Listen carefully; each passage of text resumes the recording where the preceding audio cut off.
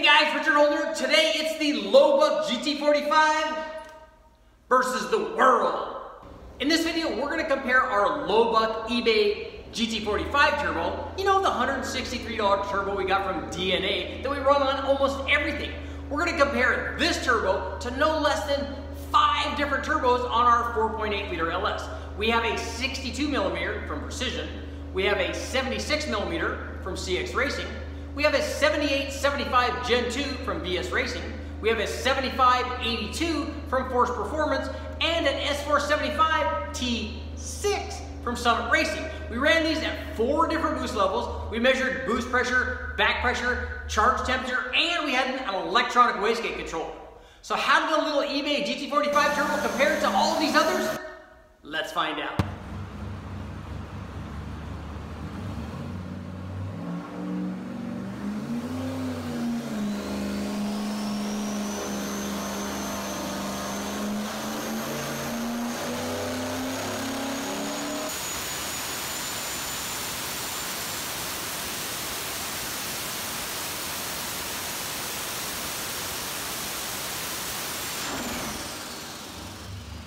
To get things started, we installed the GT45 on our 4.8 liter. It was a stock block, stock crank, Gen 4 rods, and forged JE pistons, 706 heads, a JFR cam. I'll go ahead and put the specs up here. It had a stock truck intake and throttle body. We installed the turbo with a ProCharger air-to-water intercooler, and our turbo kit featured stock truck manifolds feeding a Y pipe and 2 Turbo Smart wastegates. We ran a TC1 electronic boost controller to the 2 wastegates so we could control boost. Run first at around 7 pounds, 593 horsepower with the GT45 turbo and 557 foot-pounds of torque. And let's see what happened as we go up in boost here. This is another 2 pounds, 630 horsepower, 589 foot-pounds of torque. Another 2 pounds, 658 horsepower, 614 foot-pounds of torque, and then our final run was with another 2 pounds of boost, 691 horsepower, and 653 foot-pounds of torque. And as we would expect, going up in boost, we saw kind of railroad tracks. As the boost went up, the power went up, but as we'll see from this GT45, it had fairly high back pressure. At about 13 pounds of boost, it was showing 18.7 pounds of back pressure. So you can see the relationship between those two, and we didn't quite get the gains that we thought we would, but let's take a look and see how this GT45 compares to the other turbos.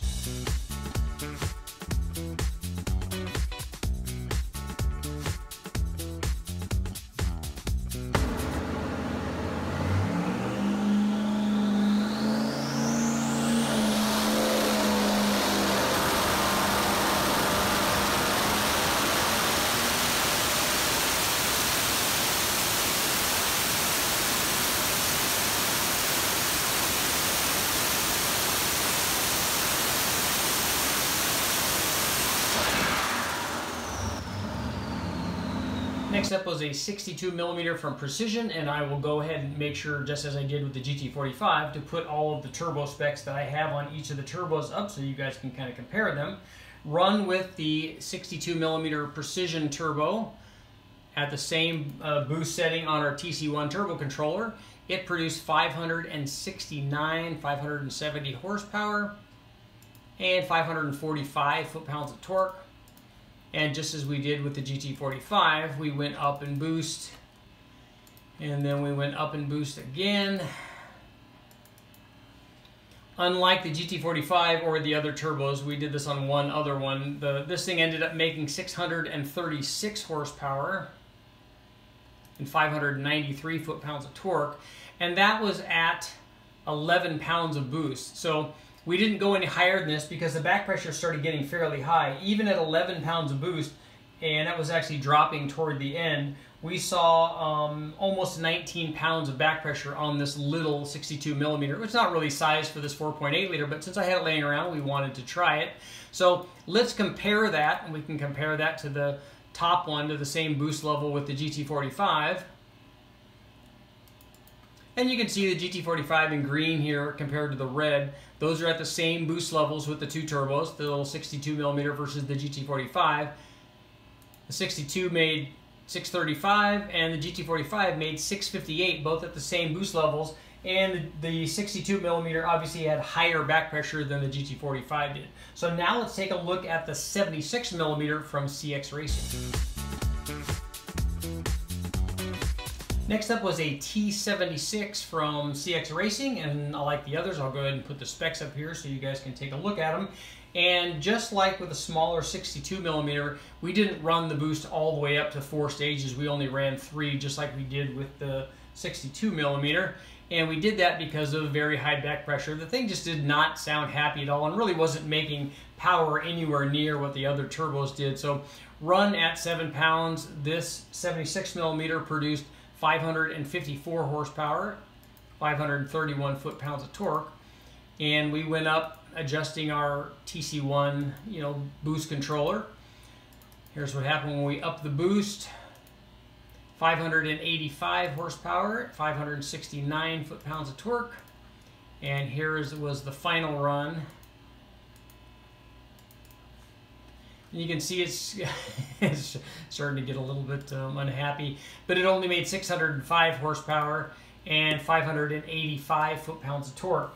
Now, it's important to note that the back pressure measured at just 11 pounds, or at the 11-pound rating on the turbo controller, was almost 20 pounds, almost 20 pounds of back pressure. And actually, if you compare the two, the back pressure at 19.8 pounds was only at 9.4 pounds of boost out at the top, because the highest back pressure reading is at the top of the RPM range.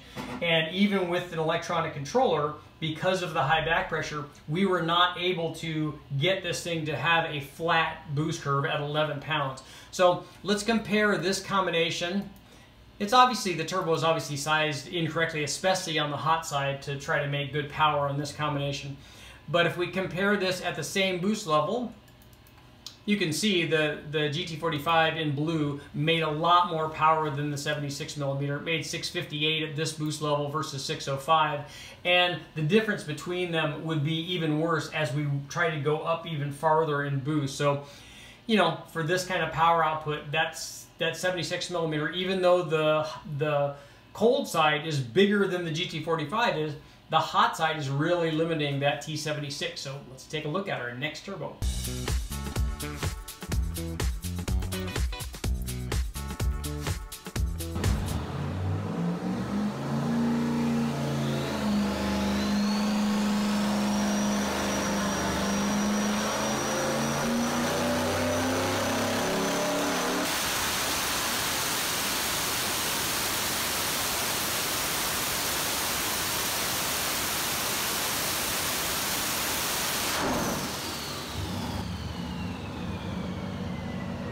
Next up was the turbo from Force Performance. It was a 7875, and like the others, we'll go ahead and put the specs up here. You guys can take a look at that. So run at 7 pounds on our boost controller. The Force Performance turbo did good, produced 607 horsepower and 569 foot-pounds of torque. And here's what happened after we increased the boost pressure on that using our controller. So easy with the controller, just turn the knob and raise the boost up. It's kind of nice. This thing produced 650 horsepower and 597 foot-pounds of torque. That's with 2 more pounds of boost.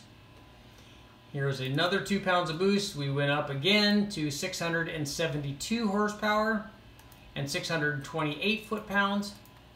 And here's our final run with another couple pounds, 714 horsepower and 660 foot-pounds of torque. And with the bigger exhaust on the Force Performance turbo, it only had 15.7 pounds of peak back pressure at the highest boost reading of 13 pounds. So it barely had more back pressure than it had boost pressure, and the crossover point, and I'll show you one of these coming up in another video, the crossover point was very high on that. So it did very well. It had a good flowing exhaust, and the power outputs obviously showed that. So if we compare this to the highest power output or the highest boost level with the GT45. The GT45 is in red. It produced 690 horsepower to 716 horsepower for the Force Performance Turbo. So at the same boost level, the Force Performance Turbo was making more power. It had lower back pressure. So now let's compare this to the VS Racing 7875.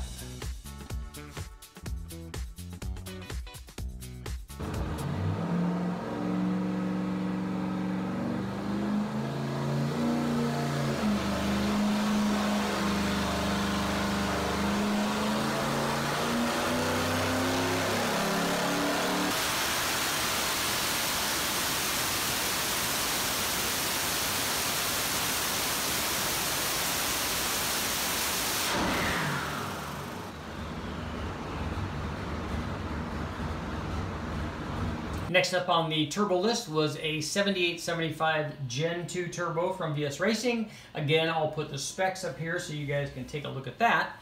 Run with our controller set at 7 pounds. The VS Racing turbo produced 614 horsepower and 574 foot-pounds of torque. And it's important to note all of these had the same air-fuel ratio and all of them had the same timing curve. So nothing was changed for those. We made sure to try to optimize both. Well, we didn't optimize them. We made them the same for all of these combinations. So let's take a look and see.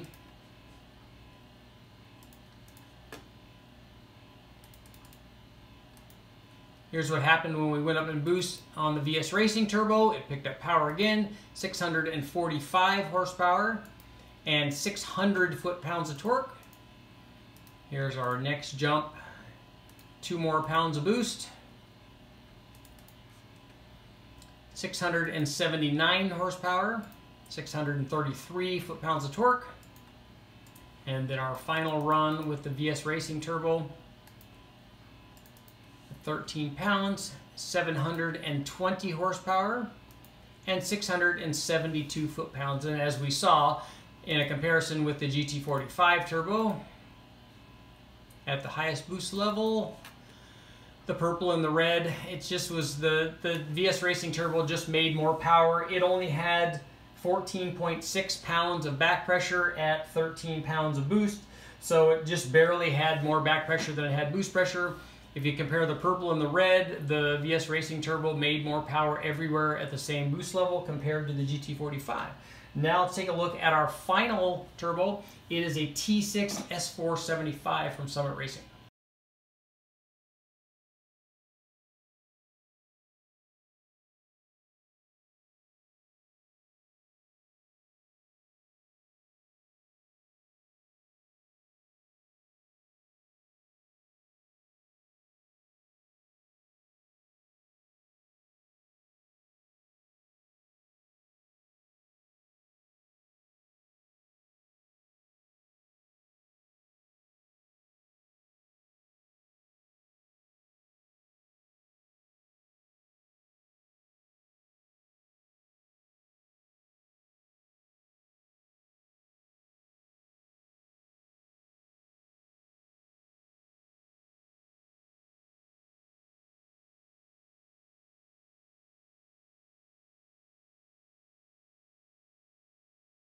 Happened as we went up in boost. 672 horsepower, 625 foot-pounds of torque. The next jump brought it to 707 horsepower and 667 foot-pounds of torque. And then the final run at the highest boost level of 13 pounds produced 751 horsepower and 701 foot-pounds of torque. What I want you to take a look at is the red graph here, and especially down here at the 3,000 to 3,500 and going almost all the way out to 4,000. Now the other runs you can see had a little bit better response, and what we did was, because this was a T6, it was a lot softer down low than the others were. So the longer that you hold the throttle open before you release the dyno, the more the turbo will spool up. It's kind of power braking it basically on the line. So we can do that on the dyno, and I wanted to show you what happens when we do that, and the other 3 runs were held at wide open throttle before we released it for a fair bit of time to give the thing time to spool up. But when we didn't do that, you see the red here, it's a lot softer down low, and if we just rolled into it and released it, it would be even softer still. So on this T6 turbo, if you're planning on putting it on a 4.8, I think you should go to a smaller hot side and have it be more responsive. It makes good power, it has very low back pressure, obviously the thing's capable of doing 1,000 horsepower, but it's also sized maybe for a larger 6-liter, or certainly would work better on a 5.3 liter. So know that going in on the T6. Let's get to our conclusion. Actually, I jumped the gun before we get to our conclusion. Let's take a look at a little bit about the boost pressure and back pressure curves. Now, I know that this looks a little jaggedy, and actually the boost pressure didn't do that on the dyno. That's the sensor going bad. When we look at the data logging on the Holly, the boost curve is actually fairly consistent. It's sloping down like this because we have a rising back pressure curve, and unfortunately, we could cure that by putting more spring rate in there. We have 7-pound springs in the gates. We have our electronic boost controller, we have lines going both to the top and bottom of the gate, but we wanted to start at 7 pounds and go up to about 13 pounds. Now sure, we could start at 15 pounds and go up to 20 or 25 or pin the gate like everybody wants us to, but I just wanted to demonstrate what the differences of the power was on these different turbos at these different boost levels. And more spring rate would cure it, but it would make us have to start at a much higher rate. But here's what happened, and all I want to do is show you, if you take a look, this thing is making, the GT45 is making less back pressure than boost pressure at the start, at the load in, and it isn't until about 4,500 RPM that it starts making more back pressure. And as you can see out at the top, it's about, at this low boost level, this is just at 7 pounds, it's about 12.4. So what I want to do is I'm going to show you, if we can compare this, I'm going to get rid of the boost so we just have back pressure, because otherwise it gets pretty busy. So this is the GT45. Here is the 76mm turbo at the same boost level. You can see the back pressure is a lot higher on the 76mm. Now if we go to the Summit turbo, which had the lowest back pressure of any of these, we can see down here in blue. So that the blue is the Summit, the black is the GT45, and the red is the 76mm that had the highest back pressure. The others were kind of in the middle there. This is the biggest range, so you can kind of see that. But I just wanted to show you the back pressure curves, and this might help explain why that there's a difference in the power outputs of these different combinations. Now we can get to our conclusion. Okay guys, what's our takeaway from the test with our eBay GT45 turbo against the 5 other turbos? Couple things. First off, the eBay GT45 turbo we got from DANA, and it's available at a lot of different sources, works. It does provide boost. If you put that turbo on your Junkyard LS or other combination, it will make boost, it will make power. They work. We know, we've run it on a lot of stuff. But the other turbos made more power basically at the same boost. So my question to you is, why is that? Go ahead and let me know in the comments. But here's something to look at. When we ran the CX Racing 76mm turbo, which has a bigger compressor housing than the GT45 does, certainly a bigger wheel and stuff, it made the least amount of power. Also, it had the highest back pressure. So the highest back pressure made the least amount of power. What I would like to see is a marriage, a hybrid between the GT45 and that CX Racing 76mm. I'd like to see the 76mm compressor with the turbine and hot side from the GT45. I think that would be a good marriage and allow it to make even more power. But as we see, the more expensive and bigger turbos not only make more peak power because they obviously they offer more flow, but they even made more power at the same boost level, which to me was a little surprising. I'm Mr. Holder, guys. Thanks for watching. Make sure to like, share, subscribe, ring the bell, do all that stuff. More testing coming up.